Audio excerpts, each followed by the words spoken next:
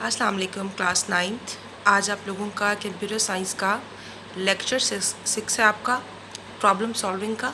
ठीक है, so let's find out कि कौन सा टॉपिक आज हमने जो है वो कवर करने हैं। Examples of flow chart, decision making, कल हम ये कर रहे थे। और जो है थोड़ा बहुत इंट्रोडक्शन एल्गोरिदम का। ठीक है, सो चलते हैं अपने नेक्स्ट जो है टॉपिक की तरफ। हाँ जी, हम लोग एग्जांपल्स कर रहे थे फ़्लो चार्ट की। ठीक है, और जो है हमारी जो एग्जांपल्स थी वो हम लोग पहुंच चुके थे अपने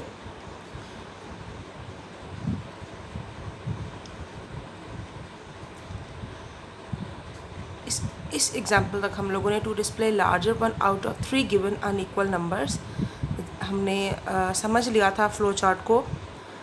चले एक और फ़्लो चार्ट देखते हैं और उसको समझते हैं कि उसमें क्या कहा जा रहा है। Following flowchart shows another solution to find a maximum value among the 3 number A, B, C। 3 number हैं A, B, C, और ये जो फ्लो चार्ट है ये भी उन 3 नंबर्स की जो है बताने के लिए इस्तेमाल हो रहा है कि उनमें से सबसे बड़ा कौन सा है। ठीक है, मैक्सिमम वैल्यू, ज़्यादा वैल्यू किस नंबर में स्टोर है। तो हम लोगों ने स्टार्ट सिंबल से स्टार्ट किया, इनपुट सिंबल पे गए, इनपुट पे हमने 3 नंबर ले लिए, कोई से भी A, B, C। ठीक है, और नीचे जूँ ही हमने एक डिसीजन सिंबल जो है वो अप्लाई किया है, जिसमें हमने कहा है कि अगर A बड़ा है B से, यस, ठीक है, तो फिर A को चेक किया जाएगा C के साथ। ठीक है ना, अगर आप ऊपर इनपुट सिंबल में देखें तो हर एक सिंबल को दूसरे सिंबल के साथ, हर एक वैल्यू को दूसरी वैल्यू के साथ चेक किया जाएगा कि उसमें से बड़ी वैल्यू कौन सी है, और फिर उस वैल्यू को प्रिंट कर दिया जाएगा। ठीक है, हर वैल्यू जो है वो जाके एंड हो रही है। अब देखो, अगर तो जो है A बड़ा है B से, यस है, तो फिर A चेक होगा C के साथ। तो अगर वो भी यस है तो हमारा आउटपुट क्या आएगा A, और हमारा फ्लो चार्ट क्या हो जाता है, एंड।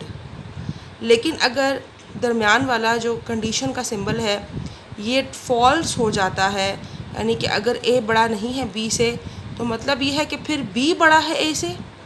ठीक है, तो फिर उसके बाद देखें कि जो लेफ़्ट साइड पे ये मूव हो रहा है, नो का सिंबल, डिसीजन सिंबल का जो नो पार्ट है, इसमें कहा जा रहा है कि फिर B को चेक करते हैं C के साथ। अगर B बड़ा है A से तो B बड़ा होगा C से।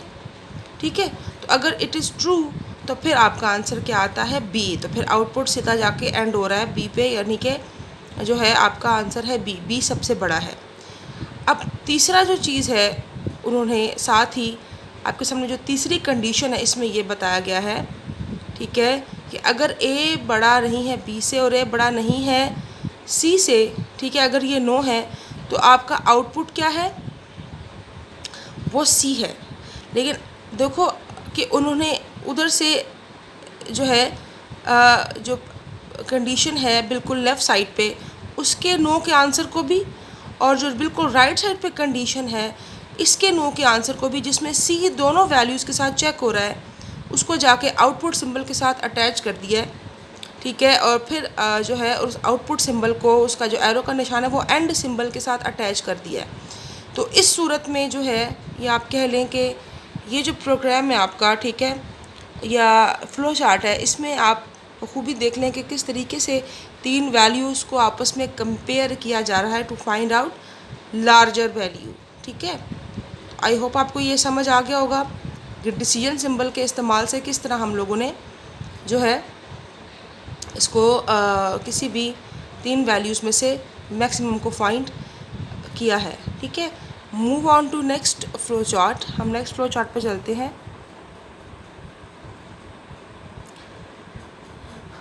हाँ जी, ये है to assign a grade to a subject based on total marks and obtain marks. ठीक है, ये जो आपका फ़्लो चार्ट है ये इंतहाई आसान है। इसमें आपने बताना है कि ग्रेड आपने असाइन करने हैं मार्क्स के हिसाब से, कि जिसके जितने मार्क्स हैं। सबसे पहले इनपुट में हम लोगों ने जो चीज़ें हमें चाहिए वो टोटल मार्क्स और ऑब्टेन मार्क्स, के जितने मार्क्स हासिल किए स्टूडेंट ने और टोटल मार्क्स कितने हैं। परसेंटेज का फार्मूला आपको पता है, obtain marks divided by total marks multiply by 100। ये थर्ड स्टेप में आउटपुट इसमें प्रोसेस सिंबल में इन्होंने परसेंटेज का फार्मूला लगाया हुआ है, क्योंकि परसेंटेज के हिसाब से ही स्टूडेंट्स के मार्क्स को ग्रेड असाइन किए जाएंगे। ठीक है, तो अगर परसेंटेज कंडीशन यहाँ पे अप्लाई कर दी है दोनों सूरतों में, अगर परसेंटेज पहली कंडीशन में 80% से ज़्यादा है, यस है, तो ग्रेड ए है। ठीक है, अदरवाइज़ क्या है, अगर नो है तो फिर 70% पे चले जाएंगे। अब 70% कंडीशन पे अगर तो परसेंटेज जो है वो 70% से ज़्यादा है, तब यस है, तब भी ग्रेड ए है। ऊपर ए प्लस था, यहाँ पे ए है, और नीचे जाके देखें ये बिल्कुल जो है डायरेक्टली प्रोग्राम ख़त्म हो रहा है, फिर ज़रूरत नहीं है फाइंड करने की। यानी कि ये है कि हर बार ये मुख्तलिफ स्टूडेंट्स की परसेंटेज को चेक कर सकता है और बता सकता है, और अगर परसेंटेज मैच हो जाती है किसी भी कंडीशन के साथ, तो ये होगा कि जो आंसर है वो आपको मिल जाएगा और आपका फ़्लो चार्ट ख़त्म हो जाएगा। अगर 60% से ज़्यादा है तो ग्रेड बी। तो इस तरीके से जो है, नहीं है तो फिर नीचे मज़ीद चेक होगा, किसी ना किसी कंडीशन के साथ तो परसेंटेज मैच होगी, और जो ही मैच होगी आपका जो फ़्लो चार्ट है ये उस ग्रेड को प्रिंट कर देगा, और आपका जो फ़्लो चार्ट है वो क्या हो जाएगा, एंड हो जाएगा।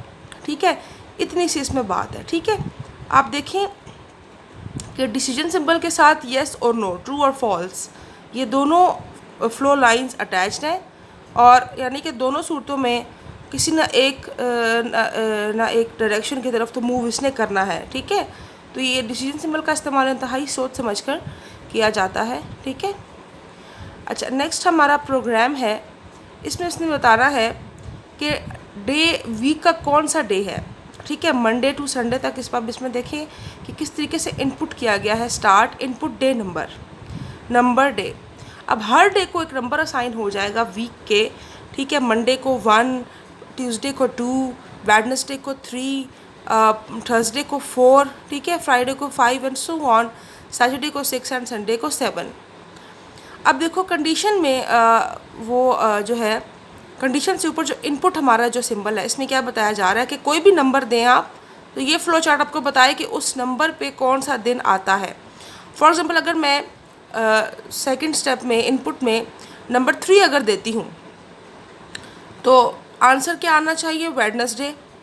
अगर मैं 5 देती हूँ तो आंसर क्या आना चाहिए, फ्राइडे। अगर मैं 1 देती हूँ तो आंसर क्या आना चाहिए, मंडे। तो इस तरीके से इस फ्लो चार्ट को जो है डिज़ाइन किया गया है, बनाया गया है कि ये आपको बताए कि नंबर के ऊपर कौन सा दिन आता है। ठीक है, और एंड पे वही जो डे है वो क्या होगा, प्रिंट होकर आ जाएगा। ठीक है, प्रिंट संडे, प्रिंट सैटरडे। और अगर कोई भी दिन नहीं है तो फिर नो, फ्लो चार्ट आपका क्या होगा, एंड होगा। और अगर कोई भी दिन आता है तो फिर भी डायरेक्टली आपका फ्लो चार्ट एंड हो जाता है। ठीक है, यहाँ तक अब आप लोगों को समझ आ गई। अच्छा, अब ये जो फ्लो चार्ट है इसे आप खुद देखिए, खुद समझें। इवन एंड ऑड नंबर को आई थिंक ऊपर हम लोगों ने ये फ्लो चार्ट किया है, और एक दफ़ा दोबारा इस फ्लो चार्ट को यहाँ पे रिवाइज़ किया गया है। ये फ्लो चार्ट आप लोगों ने खुद समझना है। ठीक है, और ये फ्लो चार्ट भी आप खुद समझने की कोशिश करें, कोई इसमें मुश्किल नहीं है।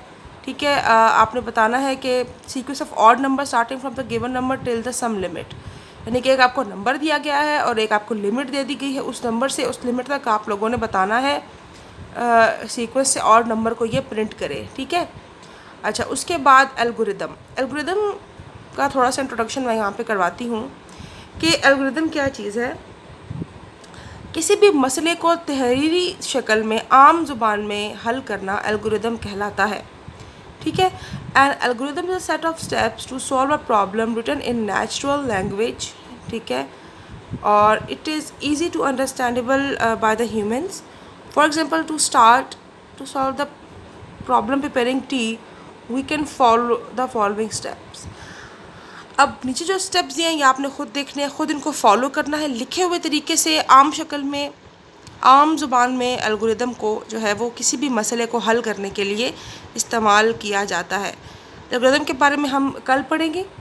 तब तक आप लोग फ्लो चार्ट के एग्जांपल्स को अच्छे तरीके से प्रैक्टिस करें, ड्रॉ करें, समझें। तब तक के लिए बच्चे, अल्लाह हाफिज़।